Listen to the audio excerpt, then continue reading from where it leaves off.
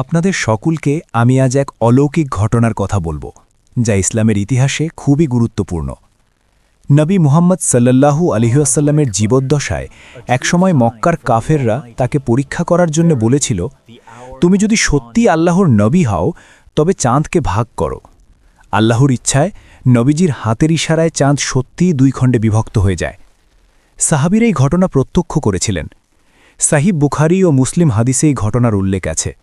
আবু হুরায়রা রাদিয়াল্লাহু থেকে বর্ণিত, নবী সাল্লাল্লাহু আলাইহি ওয়াসাল্লাম বলেছেন, চাঁদ ভাগ করা আমার সময় একটি চিহ্ন।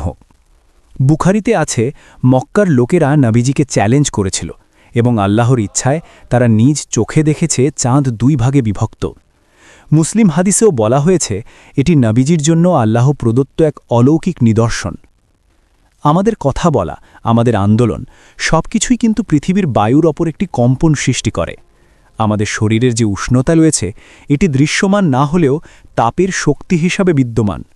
আমরা যে কথা বলি, যে নাড়াচাড়া করি, তাও এক ধরনের শক্তি। এই শক্তি মহাবিশ্বে এবং স্মৃতিস্বরূপ আজীবন থেকে যায়। হয়তো এটি কোনো এক যুগে আবিষ্কৃত হবে। আমাদের পূর্বপুরুষদের কথা, আমাদের প্রিয় নবীজির কথা সবকিছুই এখনও তরঙ্গ আকারে মহাবিশ্বে ছড়িয়ে আছে। শুধু সময়ের হিসাব অনুযায়ী আমরা তা পুনরুদ্ধার করতে পারি না। উদাহরণস্বরূপ, আমরা একটি প্রান্ত থেকে অন্য প্রান্তে আমাদের কণ্ঠস্বরের কম্পন শুনতে পাই। আমরা হাজার হাজার কিলোমিটার দূরের ভয়েসের কম্পন শুনতে সক্ষম।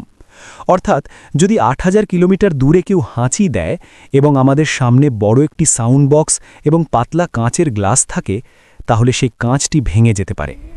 অর্থাৎ, পৃথিবীর যে কোনো প্রান্তেই থাকি না কেন, যদি আমরা বড় একটি সাউন্ড বক্স পাতলা কাঁচের সামনে স্থাপন করি এবং সাউন্ডের ভলিউম সর্বোচ্চ করি, তবে কাঁচটি ভেঙে যাবে। এটি প্রমাণ করে যে মুখের একটি শব্দেও অনেক কিছু সম্ভব। এটি আল্লাহর বরকতে সম্ভব, কোনো কিছুই তার ইচ্ছার বাইরে নয়, এবং এটি বিশ্বাসযোগ্য হতে পারে, যদিও আজ পর্যন্ত বিজ্ঞানী ঘটনার সঠিক ব্যাখ্যা দিতে পারেনি। এ ঘটনার কথা কোরআনেও আয়াতে উল্লেখ আছে। সূরা আল কামার ৫৪:১ বলা হয়েছে, ওয়াল কামারা কদ্দারনাহু মানাজিলা হাত্তা আদা কাল অরজুনিল কদিম। চাঁদ আমরা পর্যায়ক্রমে নির্ধারিত করেছে, যতক্ষণ না তা একটি পুরনো লতার মতো হয়ে যায়। তাফসির অনুযায়ী এই আয়াতটি সেই অলৌকিক ঘটনাকে ইঙ্গিত করছে, যখন চাঁদ দুই ভাগে বিভক্ত হয়েছিল। ইবনে কাসির এবং তাবারি বলেন, নবীজির সময়ে এই ঘটনা ঘটেছিল, যাতে কাফেররা আল্লাহর শক্তি প্রত্যক্ষ করতে পারে। বৈজ্ঞানিকভাবে কেউ কেউ এটি ব্যাখ্যা করার চেষ্টা করেছেন। কিছু গবেষক বলেন, আবহাওয়া, আকাশের প্রতিফলন বা দূরদৃষ্টির কারণে চাঁদকে দুই ভাগে দেখা সম্ভব। আবার কেউ মনে করেন এটি এক প্রকার মহাজাগতিক অলৌকিক চিত্র, যা মানুষের চোখে আলাদা বিভাজন সৃষ্টি করতে পারে। তবে ইসলামিক দৃষ্টিকোণ থেকে এটি নিখুঁতভাবে একটি মিরাকেল, যা আল্লাহর শক্তি প্রদর্শন করে। সুতরাং চাঁদ দুই খণ্ড হওয়া ঘটনা শুধু ইতিহাস নয়, বরং ঈমানের জন্য একটি শক্তিশালী নিদর্শন।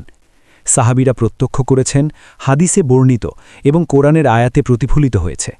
এটি আমাদের মনে করিয়ে দেয় যে আল্লাহর ইচ্ছা সীমাহীন এবং নবীজির চিহ্নগুলো মানবজাতির জন্য আল্লাহর অমোঘ শক্তি প্রদর্শনের নিদর্শন।